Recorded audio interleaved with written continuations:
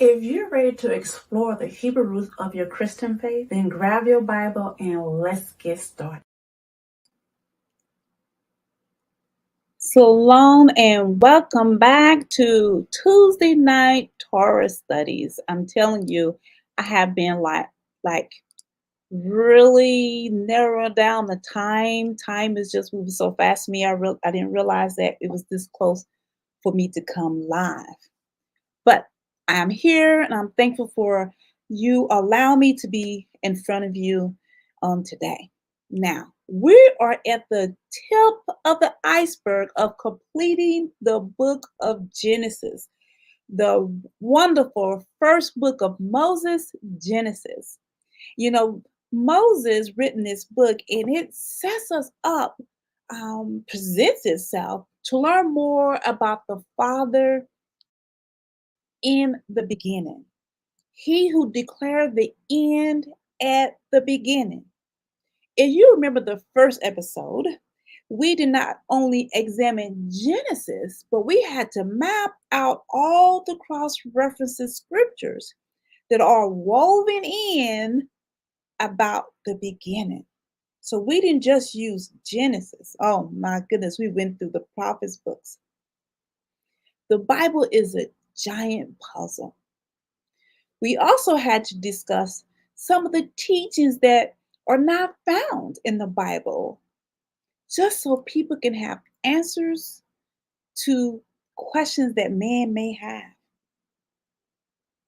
We do not know it all, and we will not know it all in this lifetime. However, I think there's enough written in the word of Yehovah that would keep us busy and seeking his face, his ways for a lifetime. Welcome to Reconcile the Kingdom. We're working towards growing in a harmony of the whole word of truth. My name is Patrice Robinson. Once again, I appreciate every last one of you who's able to join me on this live premiere. And of course, for those who will be joining me on the replay. If this is your first time visiting, I want to take the time to acknowledge you and thank you for allowing me to come in front of you. Not only if this is your first time, but your fifth time, your 50th, 300, or even your 400th time. I am gratefully appreciative of you. Now, I want to take the time to invite you to join this community, this family that does not mind searching the scriptures, does not mind challenging the religious system teachings that we have been under for hundreds of years, does not mind committing themselves to be a lifetime student of the Bible, and ready, you must be ready to explore the Hebrews of your Christian faith. It is really easy to join this family. All you have to do is hit that subscribe button below and don't forget the bell, because the bell lets you know when I'm live, any announcements or any updates that will be coming from this ministry. I'm greatly appreciative for all of you who take the time out and hit that subscribe button and that bell. But that's not the only way that you can support this ministry. You can support this ministry by making comments below. Send me an emoji and let me know that you stopped by during the live premiere, even during the replay. Make comments, ask questions. All of that is there for you to engage and communicate. This is how we learn from one another. So, in other words, don't expect that I have all the answers, because I don't. And I don't expect you to have all the answers, because you don't. But I do expect to learn from each other. Share the link when you're live, share the link when you're on the replay, and don't forget the thumbs up. If you are learning something from what I am sharing with you, this biblical content, give me a thumbs up. And if you're learning something, just imagine what someone else can do. This is the whole reason why we share the link. Follow me on Facebook, Instagram, Pinterest, Spotify, and of course, YouTube podcast. I must want to say thank you for all of those who follow me on the podcast and watching. I appreciate that. Shop in the online digital shop. Now, I know that everyone who is not new, but if you're new, we have a digital online shop that I most definitely had designed individual worksheets, Bible companions, and the workbook, Bible companions. Right now, we are ending Genesis next week. And so We will be actually in the book of Exodus. I'm going to just show you an example of Exodus. And this is the 5 components of the workbook. I think the workbook is maybe like 40 something pages. I don't remember how many pages is in that workbook itself, but I'm encouraging you to take a look at that in the online digital shop and donate in the love drawer. That's you partnership with me, working towards continue to grow this ministry to spread the gospel of the kingdom, to set some foundation of biblical doctrine without the addition, the teachings, and of man. And it's so difficult to just teach the word as it is because so many different denominations, non-denominational religious systems have all this additives into their teaching. So this is the point of sharing this link, making comments, and donating so that we can spread the exact word as it's written. No eisegesis and everything else that's added into many of the teachings that you receive from other people. Now, all this I just spoke about as ways of supporting ministry, you can find that in the description box. And you can watch that, take a look at that after the live premiere. And of course, it's available for you in the replay. So don't forget, the end of this teaching, you have opportunity to ask questions about the teaching that's presented to you today. I encourage you to make comments. I encourage you to share throughout the teaching because I do not want people walking away confused. Um, I don't want people to go to sleep without understanding or be confused about anything that I most definitely share with you. So you can take a look at that and ask questions. I address the questions at the end of the teaching, but of course, your comments, your respectful comments, I will most definitely share throughout. So we always begin our teaching with the previous chapter, the teaching of the week. So last week we was on Genesis chapter 49, part 1, and I am going to bring my sheet up. All righty. So these are the key points from Genesis chapter 49. So this is the point where Israel is gathering his 12 sons together. So he is going to speak to them about their descendants' future, the future of these 12 um, sons that he had presented before him in chapter 49. So Reuben was the first one that he spoke to because Reuben is the firstborn. Reuben did not receive the firstborn birthright because that went to Joseph's 2 sons, Ephraim and Manasseh. Now, one good thing that we can say about Reuben is that he is the one that stepped in to make sure his siblings did not kill Joseph. You find that in Genesis chapter 37, because what Reuben did to lose that first birthright, and we've spoken many times, is he had sexual relation with Bill High, the handmaid of Rachel. I believe that's the one that he slept with. But he slept with one of Israel's concubines. And then Simeon and Levi. Now, they both were born from Leah, just like Reuben. And there, he spoke about them that they will be scattered among Israel, which is true because remember, Levi does not get an allotment of land for those who went through the book of Joshua with me. He did not get allotment land. He got 48 towns within the different land plots of land. Simeon's allotment was back in the middle of Judah. He got a part of Judah. And so that is a part that we actually have come to pass. Now, we read about each one of these sons' future, and we connected and cross-referenced the scriptures, which is what you see in your cross-reference area. Judah is another child by Leah. Now, he have the blessing of being the ruler. Remember, the firstborn birthright is not only the land, um, it's the wealth and rulership. So Judah is actually did receive the rulership. The kings of kings will come from Judah. He is the Messiah, comes out of his bloodline. He's the ruler that comes out of his bloodline. Again, the cross reference is there for you. Issachar and Zebulun. Issachar and Zebulun, they didn't have much to say about them. Matter of fact, it was very little, but there were some judges that came out of that tribe itself. Now, Issachar and Zebulun had maybe some nice things. I'm trying to figure out nice things to say. I'm kind of looking at my other notes that I have on the side. Well, actually, Deborah has some good things to say about Issachar because he joined in the battle when they had to fight. And Zebulun, some nice things about him. Hmm, Deborah commended him too.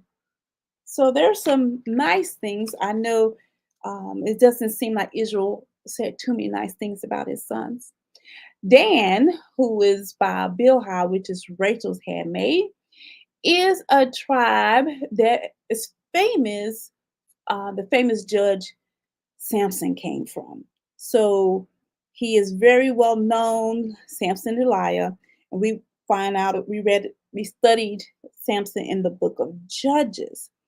Now, Dan's also mentioned in Deborah's song, who joined in a battle for the prophetess Deborah and the judge of Israel in the book of Judges. It's so amazing how, to me, there's a connection with Genesis 48 and 49 in the book of Judges. It really is. It's a giant puzzle. So my insight so far from Judges chapter 49, I really, really, really love this scripture. I, in the midst of Israel speaking to his sons, after 7 of his sons, he says this out loud, like, I await your salvation, O Yehovah. So he, in the midst of saying this, he is waiting for Yeshua. Remember, we looked up what salvation means in the Tanakh, and that is Yeshua. And you see it in the word study, H3444. So in the midst of this, it's almost like, did he shout it out or did he whisper it out? What did he say? How did he say it? You know, if it was me, I guess I would say it out loud. But he comes out in the midst of this. I await your salvation, oh Yehovah. Now, here are my questions. Did you hear about how did he, meaning Israel, hear about the coming of Yeshua salvation? So that was, to me, is important. I think I'm gonna change that. Make sure that we understand that that means how did he, meaning Israel, and then Zebulun land allotment. I was confused a little bit about the land, about Zebulun, because that land was not according to the way, at least the map that we have today is not according to the way that Israel is speaking. So either they interpreted the word itself incorrectly, or maybe something's going on with our map that we have that supposed to represent the 12 allotments. So as usual, I'm going to leave my sheet up until we get through. Just give you opportunity to share your thoughts about Genesis chapter 49 all the way to verse 18. Share your insights, your questions, any word study, any cross-reference that you think that we have left out, if we need an opportunity to discuss any more additional information that's in the scriptures. Okay, so we are going to finish Genesis chapter 49 on today. That is the goal, is to finish it, and we'll see what happens at this point. So we're going to go straight to verse number 19, Gad. A troop shall overcome him, but he shall overcome at the last. Out of Asher his bread should be fat, and he shall yield royal Danite. No, it's Danites. Danites. Naphtali is a hind let loose. He giveth goodly words. So let's talk about Gad. Gad is by Zilpah, which is Leah's handmaid. He was a strong troop for King David. We'll find this in First Chronicles chapter 12, verse 14. This is he was strong, a strong troop. I'm going to read this to you. These Gadites were army commanders, the least of whom was a match for 100, and the greatest for 1,000. They were Gadites. They were mighty men of valor, trained for battle, experts with the shield and spear, whose faces were like the faces of lions, and who were as swift as gazelles on the mountains. So most definitely, the Gadites most definitely were a strong troop to overcome at the last. Asher. Asher, mother is Zilpah, another one of Leah's from Leah's handmaid. Asher bread. So it says that Asher will be fat and basically live royalty, which I kind of find a little interesting because if you look at Deuteronomy chapter 33, so we are in Genesis chapter 49, we have Israel speaking about the 12 tribes. But if you go to Deuteronomy chapter 33, you will read about um, Moses speaking about the 14 tribes, 13 tribes, well, 14 different children of Israel. And so when you read about what Moses said, which is matches what Israel says, is that Asher would be the most blessed of sons, maybe the most favored among his brothers, and dipped his foot in oil. So he most definitely lived a loyal, royal life. Now, I do know about one famous or notable person, but many people don't recognize her or pay attention to who she is in the Bible, and that's the prophetess Anna. The prophetess Anna, you find her in the Brit Hadashah in the New Testament, in Luke chapter 2, verses 36, 38, when she is blessing the Messiah, Yeshua. So Asher is one of those tribes where people considered a lost tribe, but she was around. Some of the tribes that you find in the British are still around. So it's just difficult to see. However, this is what you find in Luke chapter 2, verses 36 to 38 about the prophetess Anna. Naphtali. Naphtali is by Bilpah, and that is Rachel's um, handmaid. And basically he giveth good words up. Now this I find very interesting too. I don't find too much not in the Bible interesting because it connects together. So Natalie, I find interesting because this in their land in that area of the Sea of Galilee is where Yeshua began his ministry of good words. Matthew chapter 4, verses 12 through 17.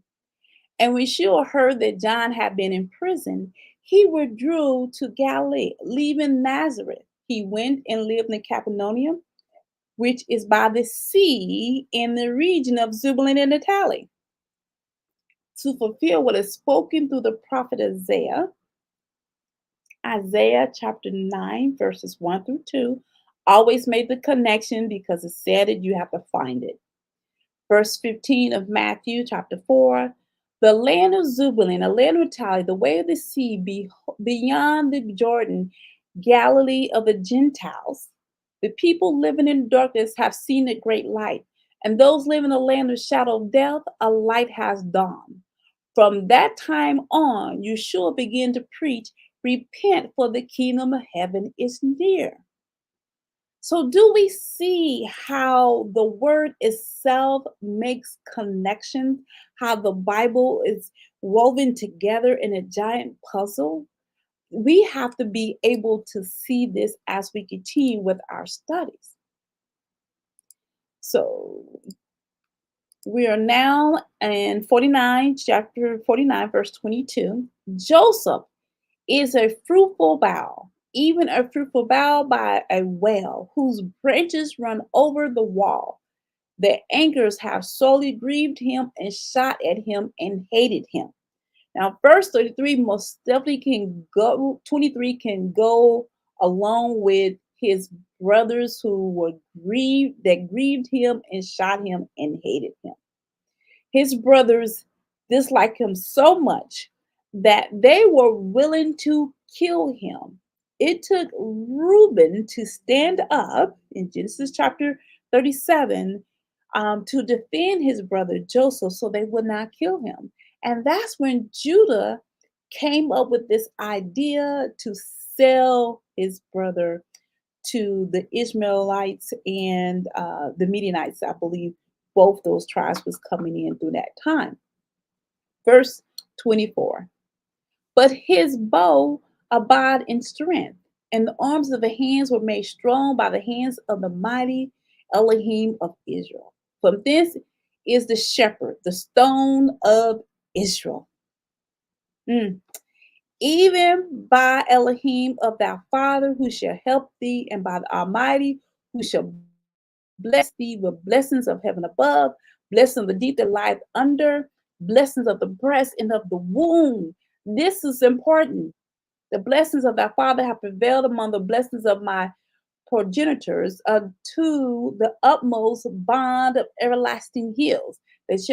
They shall be on the head of Joseph, and the crown of the head of him that was separate from his brethren. He was separated from his brethren. So now we are back to Rachel's natural born son, the firstborn Joseph. Remember, Genesis chapter 48 began with the firstborn blessing from Joseph to Joseph from Israel. So now we back to Joseph again. Joseph was blessed to be fruitful and multiply.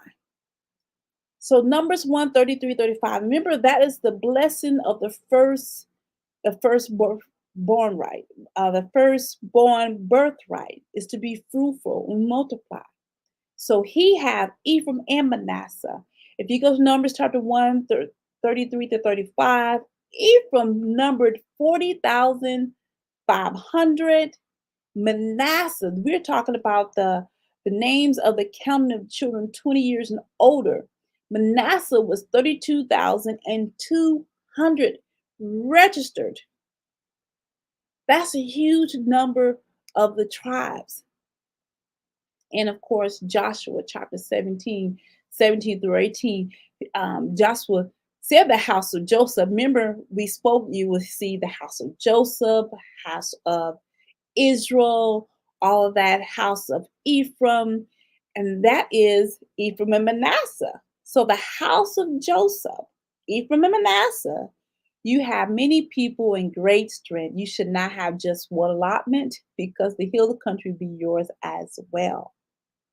And of course, Moses make a statement about Joseph, about his majesty is like a firstborn bull, and his horns are like those of a wild ox. With them he will gore the nations, even to the ends of the earth, such as the myriads of Ephraim, and such are thousands of Manasseh.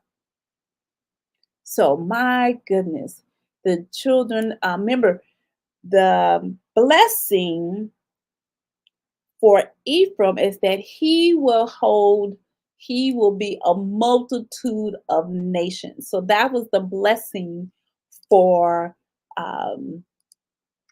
Ephraim. Verse 27. Benjamin shall raven as a wolf. In the morning he shall devour the prey, and at night he shall divide the spoil. We have been spending much time discussing the tribe of Benjamin for the past couple of weeks, and we will continue this on Saturday, on the Sabbath day, because we're in the book of Judges. The book of Judges, chapter 19, all the way through 21, focuses on the tribe of Benjamin because the tribe of Benjamin did some wickedness and it led to a civil war. See, we need to hear about these historical events from the Tanakh so we can glean from them, that we can learn from them. Because clearly, if you should most definitely join me on the Sabbath day, but the leaders of the Benjamites did not stand for the word of Yehovah. They did not follow the teachings of Yehovah. They didn't follow the Torah, the instructions. They ignored them and they followed the footsteps of the sinner. They walked the footsteps of the sinner. They defended the wickedness that was going on in the land of the Benjamites. And they will face their consequences. And we will talk about on the Sabbath day of the final consequences of what the Benjamites did.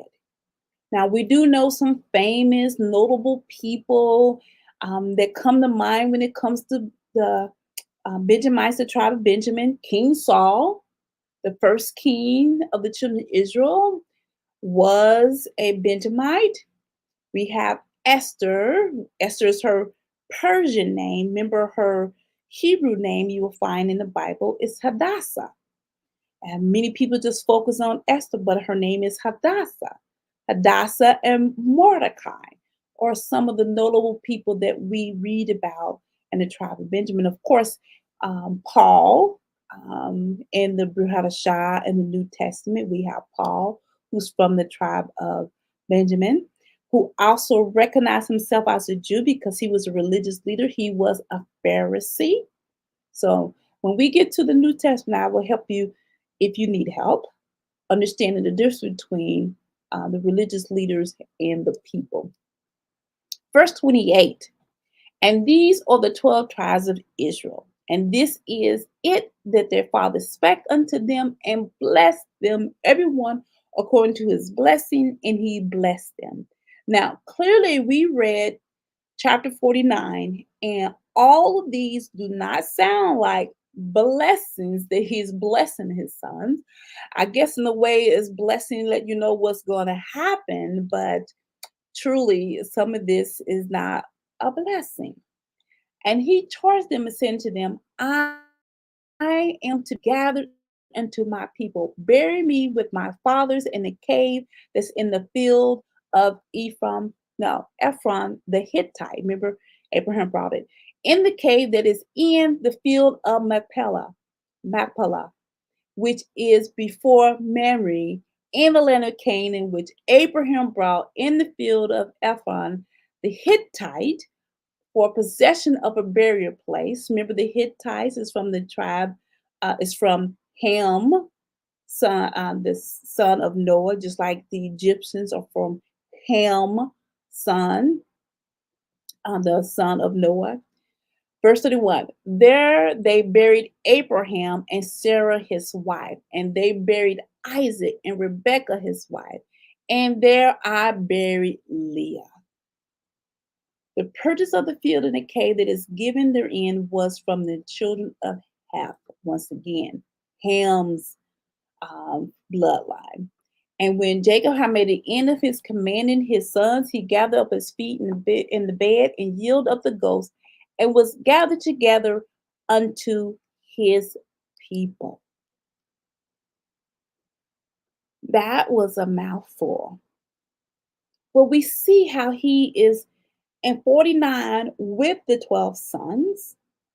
We came to forget 48 because he adopted Ephraim and Manasseh. So there's 12, 13, 14. There's 14 sons of Israel. Don't want to forget that. Now, he wanted to be buried among his people. And for some reason, some people get that information and think about ancestry worship because he wanted to be buried and gathered with his people.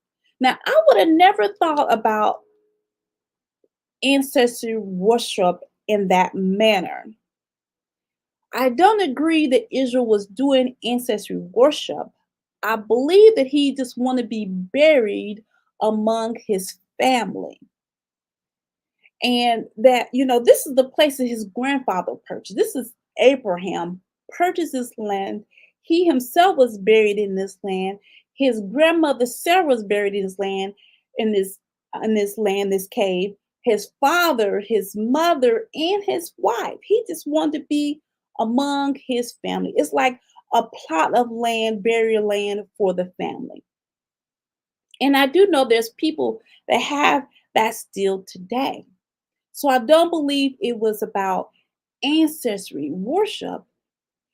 All of those who walking with Jehovah will be his people that he going to be among and go to sleep with his people. And that's where he wanted to be buried. He didn't want to be buried in Egypt. Egypt was not the promised land. Jehovah told him, we have to remind ourselves that Jehovah told him that he was going to die in Egypt. But his remains is going to be going back to the homeland. We find that in Genesis chapter 46, verse 3 through 4. When Jehovah says, I am Elohim, he said, the Elohim of your father. Do not be afraid to go down to Egypt, for I will make you into a great nation there. I will go down with you to Egypt, and I will surely bring you back. And Joseph's own hands will close your eyes. So he knew that he was going to die in Egypt, and Joseph, which will close his eyes, he was going to die there, but he also know that Jehovah's going to bring him back into the land. So he was fully aware that he was going back to the homeland. So he gathered himself together and went to sleep with his people before his sons. So we are actually all done with 49. We have one chapter left, and we're going to say that for next week, Tuesday at 7 o'clock p.m. We are going to save it for there. And why are we going to save it for there? Because it will give us time to meditate and think about what we have learned on today. I think we covered a lot when we talk about the 12 tribes and actually the 14 sons of Israel. We can't forget there's 14 sons of Israel because you're going to need to know this as we enter to the book of Exodus and thereon about the 12 sons. As always, man does not live by bread alone, but every word that proceeds out of the mouth of Yehovah. I pray that you have a blessed rest of the week and that I will see you on Saturday at 10 o'clock a.m. May Yehovah bless you. Thank you.